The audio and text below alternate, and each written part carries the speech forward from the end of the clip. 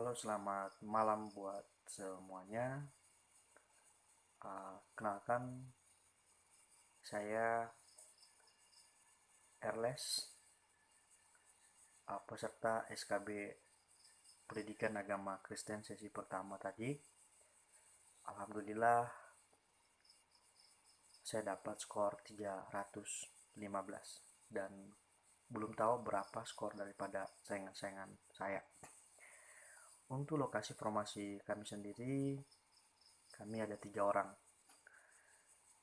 dan saya urutan 2 dari tingkat perankingan SKD kemarin, dan untuk SKB ini saya tidak tahu.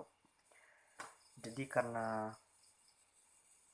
kebetulan saya lihat-lihat di YouTube banyak teman-teman yang berbagi pengalaman, dan saya juga mencoba berbagi sekaligus belajar bagaimana itu yang namanya YouTubers. Jadi sebelum saya membagikan kisi-kisi yang masih lengket di pikiran saya, jangan lupa like, komen, dan subscribe. Baik, untuk SKB-nya khusus pendidikan agama Kristen, soal-soal banyakkan dari Alkitab. Beberapa yang masih lengket di pikiran saya. Pertama, ini tentang Yesus sendiri, Rasul Paulus, dan soal-soal lainnya dari Perjanjian Lama tentang Abraham. Satu, teori Perjanjian Baru yang berpusat pada diri Yesus menggenapi seluruh hukum Taurat. Maksudnya ini soal ini tadi, di Perjanjian Baru itu semua tentang Yesus dan merupakan penggenapan hukum Taurat. Nah, itu terdapat dalam kitab mana? Nah, itu masih saya ingat betul, itu terdapat di dalam Lukas pasal 24 ayat 44, di mana dalam teks itu berbunyi, ia berkata kepada mereka, inilah perkataanku yang telah kukatakan kepadamu ketika aku masih bersama-sama dengan kamu, yakni bahwa harus digenapi semua yang ada tertulis tentang aku dalam kitab Taurat, Musa, dan kitab nabi-nabi, dan kitab Mazmur. Itu jawabannya. Jadi terdapat dalam Lukas pasal 24 ayat 44. Dua, kenapa? Maksudnya gini, alasan kitab Markus disebut sebagai Injil tertua berdasarkan sejarahnya. Alasan Injil Markus disebut sebagai Injil tertua ya dari kitab Injil-Injil lainnya. Kitab Injil itu kalau nggak salah ada 4 ya, Matius, Markus, Lukas, dan Yohanes. Jadi kenapa kitab Markus itu disebut sebagai Injil tertua berdasarkan sejarahnya? Itu aku nggak tahu. Aku ngalah, aku kasih aja tadi. Next, soal berikutnya yang masih lengket ini. Nah, hubungan Rasul Paulus dengan Perjanjian Lama. Apa hubungan Rasul Paulus dengan Perjanjian Lama? Nah, jadi ini hubungannya dengan Paulus ketika sebelum dia bertobat kayaknya ya dimana dia mendalami hukum Taurat. Jadi pokoknya sekitar hukum Taurat lah tadi option yang saya pilih untuk memberikan jawabannya.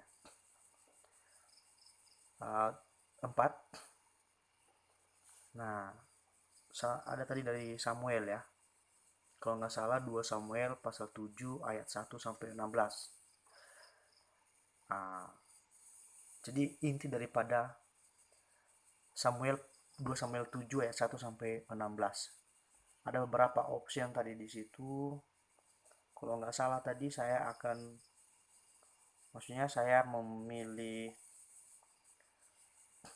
nubuatan tentang kedatangan Mesias. Aku nggak tahu, belum saya buktikan juga tadi. Pas pulang belum saya buktikan apakah itu benar apa enggak.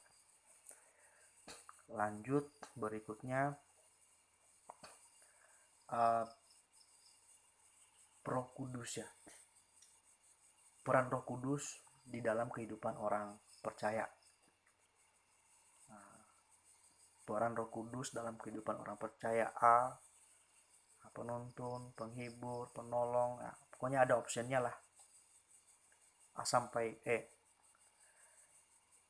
Jadi diingat-ingat aja. Kalau perlu teman-teman yang masih belum ujian dicatat aja, ini pasti keluar.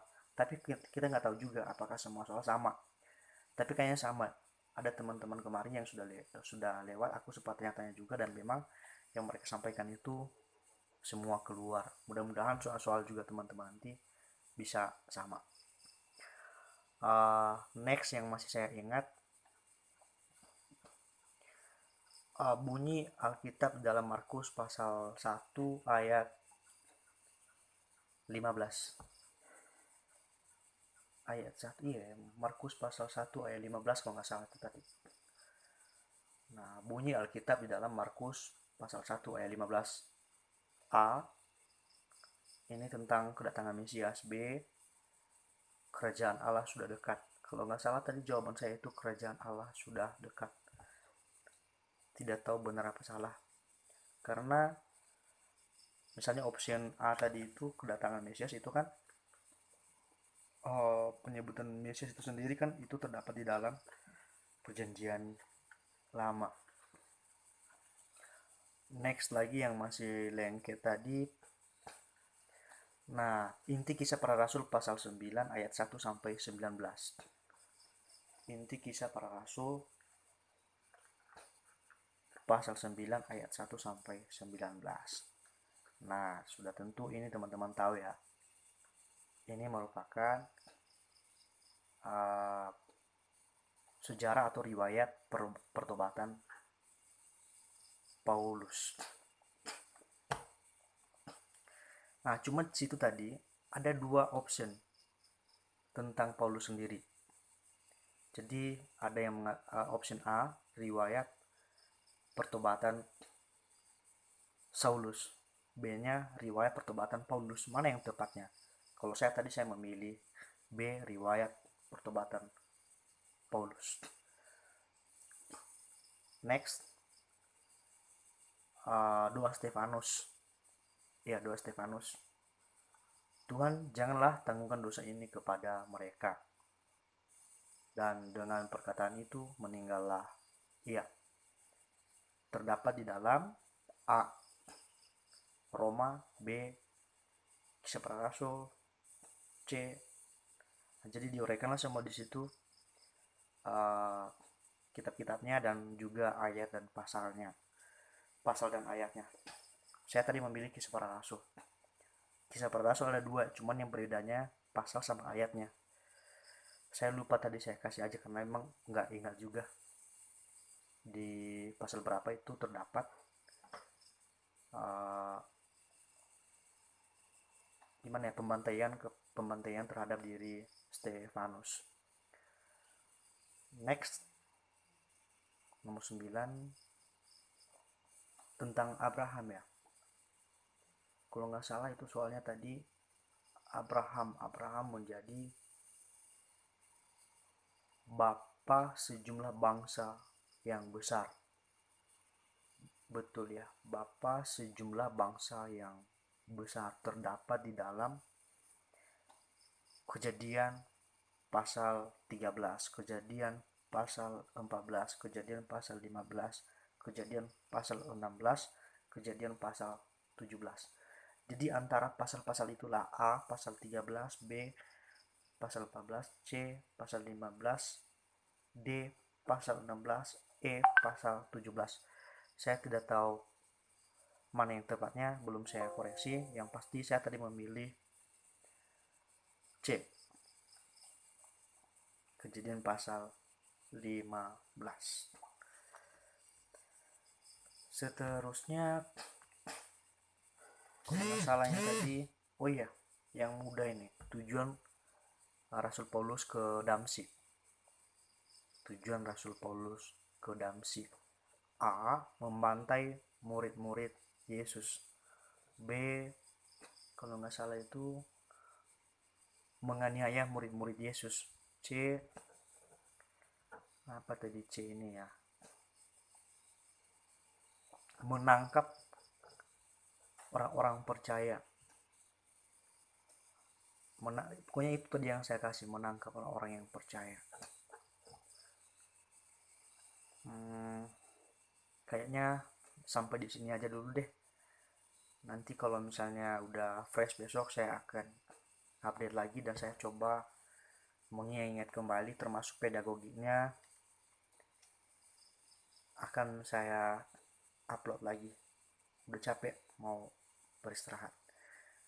Jadi untuk teman-teman yang sudah menyaksikan video ini, harap jangan lupa like, subscribe dan komen juga jika ada kritikan dan masukan agar saya bisa menjadi seorang YouTuber. Oke, terima kasih. Selamat malam.